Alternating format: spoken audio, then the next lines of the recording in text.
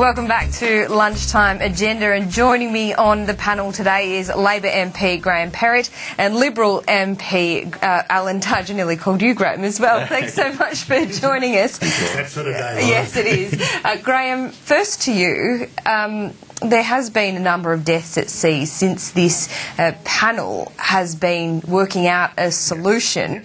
We now have somewhat of a breakthrough. Does it sit comfortably with you? Look, ever since I was on the Christmas Island inquiry with Senator Hanson-Young, who sort of flitted in and out in that inquiry, ever since then I've been particularly aware of every death at sea under this parliament, under this government. So obviously this legislation is tough legislation. It will be traumatic for people, but not as traumatic as every member of your family drowning, or 6 or 7 members of your family drowning. That's the reality that we're dealing with. The parties have come together to get something through that will stop people making dangerous boat journeys, and that's a good thing. Alan Tudge, there has just been a coalition party room meeting where Tony Abbott told the party that there was a humiliating climb down for the PM. It's a step forward, but she can't be relied on to deliver anything. The fact is the government wants to discuss asylum seekers instead of the carbon tax. People want an adult government. Is Tony Abbott still trying to score political points out of this? Well, in some respects, he was giving a summation of where things were at. I mean, bear in mind that it was only 6 weeks ago that we were being demonised for suggesting that Nauru was the solution to this problem. But this is very different to what it would have been under the Howard government. Well, I mean, with due respect, it's not completely different. I mean, opening a processing centre in Nauru has been a central plank of ours for a decade. We have not moved on that policy. But as little as 6 weeks ago, we were being demonised for it. Julia Gillard herself said it was inhumane. She said it was wrong in principle. She said it was an expensive waste and would not work. And so we welcome her decision now to open Nauru. But my question is, and in some respects it's to Graham as well, why did it take so long?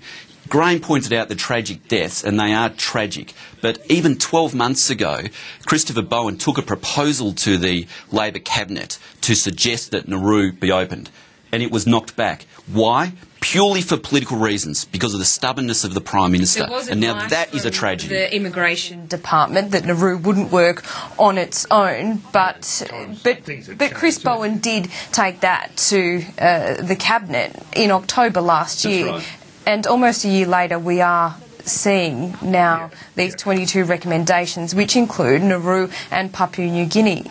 Could this have been done earlier, and could more lives have been saved? The simple answer to that is yes, as far as I'm concerned. This Parliament, but remember, we need the Parliament. We don't have the numbers on the floor, especially when the Greens, who remain welded onto this crazy idea of no offshore processing.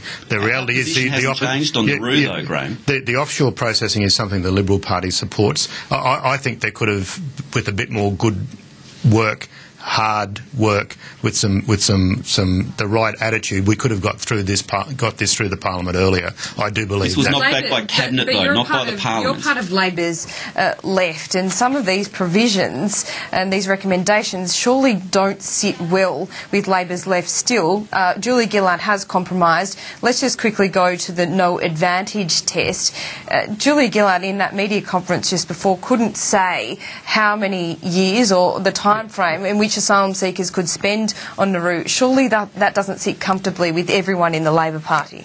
That's very much so, both on the left and right, and probably in Alan's party as well. The reality is, on the left, this has been very tough medicine to take. This has been very tough legislation, really philosophically compromising. But the balancing argument is the 600 or 700 bodies in the ocean, the dead people, the dead children. That's why we're able to make this compromise, because there's no point talking about health, medical experts or trauma or psychologists being involved. If you're dead, you don't have to worry about that. Now the reality is this legislation that the House is voting on today, hopefully, will stop people from drowning, and I think that's sufficient compromise for the left and and the right and the Liberals to come together on this piece of legislation. Said in the party room, as I understand it, that with Nauru, Julie Gillard is only proposing one leg of a three-legged stool, but Angus Houston in another leg of a stool, you might say, the turning back the boats policy. He had very strong reservations with that policy. So do you admit that the coalition has a bit of work to do with that? Well, I mean, to be fair, Angus Houston did say that turning back the boats could be operationally achievable with certain conditions. Yes. And those conditions were more or less the conditions, though, that we have been consistently outlining. That, A, when it's safe to do so, of course with the cooperation of the host country. I mean, one of the biggest impediments now to implementing a policy is that the Labor government has completely trashed the relationship with Indonesia by cutting off the food supply with the live animal export decision. So we need to rebuild that relationship so that then we can continue with that policy. Though, that the Indonesian government obviously keeping a close eye on what's going on here in Australian politics, that the boats would be turned around. That is something Indonesia has strong reservations about. So surely you can admit that the coalition does have work to do in the region to make sure its policies... We've always said that we need to do work in the region, and particularly with Indonesia. And in fact, Tony Abbott, in his first week of being a Prime Minister, if he is elected, will visit Indonesia as his first point of call. He has said that. But importantly, we've always consistently said that if you want to stop the boats, yes, you need to open Nauru, and we give a tick now finally to the government for agreeing to do that. But secondly, you need to have temporary protection visas, and thirdly, you need to be able to turn the boats around when safe. Yes. Would the coalition's policy work forever, or does, as Angus Houston suggested, does Malaysia need to be part of the longer-term solution? Well, from our perspective, those three measures have worked in the past, and they will work again in the future. Well into the future. They will work again in the future. But what's most important, in some respects, the key thing, Laura, to all of this is absolute resolve. And the people smugglers know that if Tony Abbott is elected and the coalition is elected, there will be absolute resolve to stop the boats from coming here. Now, they do not know that from the Labor government. The people smugglers adapt their business model as well. So can you foresee that at all with amendments to the Malaysia solution, would that ever be part of a long-term solution, given that this panel has said that there needs to be more engagement with Malaysia and also Indonesia? Well, the panel actually said that that Malaysia was not a viable option at the moment because the protections were not in place. Now, I don't think that Malaysia will ever accept the type of protections which Angus Houston outlined in his report. Okay. Graham Perrott, to you, we know the leadership issue is never too far from the surface. How do you think this decision, how do you think this movement today and this breakthrough, if you like, how do you think this will go down with voters? Well, look, I'm not the one to ask about the leadership. I'm welded on to the Gillard leadership, so there's no turning me from the boss that I took to the people in 2010. How it will go down with the people? Well, look, the voters of Australia make decisions at the election based on lots of things, but basically it comes down to two, I suppose. Do you feel safe in your bed at night, and are the books being looked after okay? Are the books being looked after okay by the Labor government? Hell of a big tick. In terms of being safe at night, well, I think I might dispute that one about the tick to the books. Border protection, it has been an area where there's been it's been problematic, and this bipartisan approach of the Parliament should sort that out. We're breaking the business model of people smugglers and numbers. People will just have to think twice before handing over 10 grand to someone in a boat when you're going to end up in Nauru or Manus Island or even Malaysia when we sort out those. I'm a little bit more optimistic about the Malaysian government and the future direction that they'll take with looking after refugees in their country. So I think Malaysia will be a part of the solution in the future as well. Alan Tudge, this political fight hasn't done much to lift the standing of politicians on both sides or on all sides of the political spectrum. How do you think this will fare for the coalition? Well, I mean, we will continue with the policy that we have been articulating for a decade. We have not moved from that policy in terms of those 3 pillars that I referred to. Now, I think the community will be happy that the government has backed down and will finally open Nauru. We will continue to press for temporary protection visas and for turning the boats around when it is safe to do so.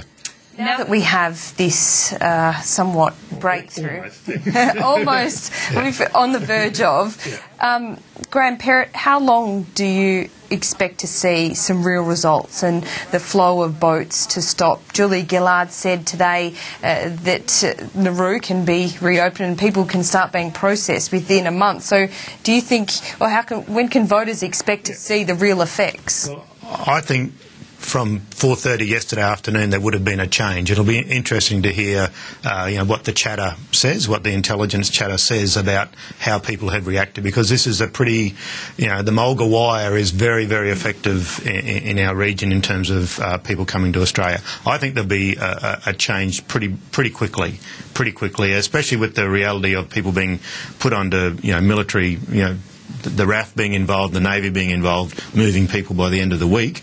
That's a pretty clear message to the people smugglers that this is not an option you want to take. You'll be wasting your money. Do you share that view? I hope that Graham is right, that it will stop the people smuggling trade, but I fear that it won't be. In part, to be honest, this government does not have a great track record at implementing anything. They can't implement a home insulation scheme, let alone implement a Nauru policy. And second, we've always said that to stop the boats, you need a number of things in parallel. Those 3 things that I said. But the key things are Nauru. They didn't recommend temporary protection visas. We think that is important. And the government is still being very hesitant about turning the boats around when it is safe to do so. Finally, you need absolute resolve. Test in some ways that's even more harsh than a temporary protection visa. So, looking at the coalition's policy, wouldn't that have the same effect? Let's see how it works in practice. As I said, I hope that it has the impact, but I fear that it will not, because it's only implementing one leg of a 3-legged policy that we need to implement. Well, the legislation will be introduced straight after question time today. Yeah. Now, Graham Perrott, going back to the Greens and their stance in all of this debate, do you think this has further fractured the relationship between the Greens and Labor? Is that a positive or a negative for you? Well, I don't... I'll probably leave that to the analysts a bit, but look, I've always had a problem with their steadfast, statement that we don't have any offshore processing, therefore everyone that dies, everyone that drowns at sea is somehow... You had that position for a decade, Graham. Well, you had that position for a decade. I'm talking about right here and right now. You'll change your view after a decade, maybe. Well, no, I changed my view after standing on the cliffs at Christmas Island and watching the video footage of girls drowning. Day in, day out for a decade. You say that the coalition has had, and they haven't moved from their stance on their border protection policy for more than a decade, but doesn't there need to be room to adapt as circumstances change, both push and pull factors?